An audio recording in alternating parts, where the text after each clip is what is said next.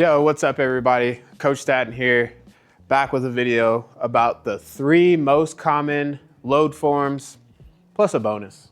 Let's get into it. All right, first, most common, these are not in any particular order by the way. So the first most common load that we see success with is what we call knob to the catcher, yeah? Knob to the catcher, knob to the catcher, right there. Boom, boom.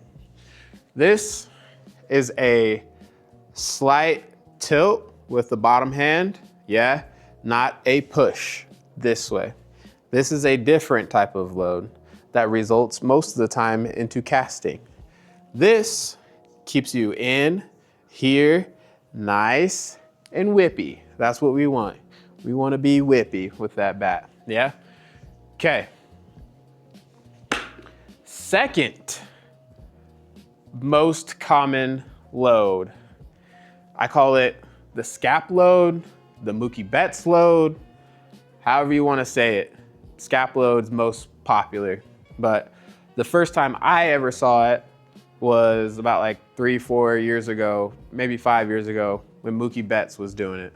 And that's from here, and you push that scap back. The hands stay, but the scap load is here. So it's a pinch in between your back. A pinch in between. A pinch in between, yeah? Same thing. It has the same effect of keeping those hands here, high and tight, through the ball, yeah? You still stay away from the body. If you get that load, you're not pulling in this way. That's not what it is. It's not a pull this way to pull those hands back behind you. It's a nice, boom, flex, basically, okay?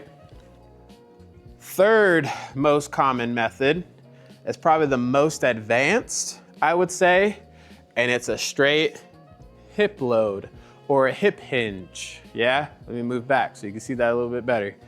A straight hip hinge, right there, okay? A lot of people do this right here, boom, and that's exactly what we want. We want to keep that weight in between those legs, into the backside butt cheek, in the hip, yeah? Very advanced move.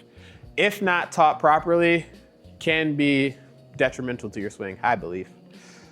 But again, in the hip, nice. Think about taking this front chest pec down into your knee, yeah? And that's it, boom. Nice, gets you over the plate in that hip, glute engaged so that we can turn and go. All right, the bonus. Most common load. Pow! Teacher man, hitman, whatever his name is. It's fine if you fit the criteria of being 6'5" and up. And the reason why is because it helps you get on plane, yeah? He wants you to get on plane. And if you're that tall, it makes sense to get on plane that way, yeah? Because now you're on plane and you're in the zone. For most people that are average height, I would say 6'2" and below, it doesn't make sense because now you're here. Now you're under the ball, yeah? You're not getting on plane, you're getting under. But these are just options, okay? These are just options. It doesn't matter if it works. One works, let me rephrase that. It doesn't matter. One thing is not the ideal load for everybody. That's why we have 3-4 different options for you, right? Because not one shoe fits all. It's not one size fits all, yeah? Hitting loads are not a snapback. Does that make sense? One size doesn't fit all. It has to be adjusted to the actual hitter. Whatever you feel like works for you.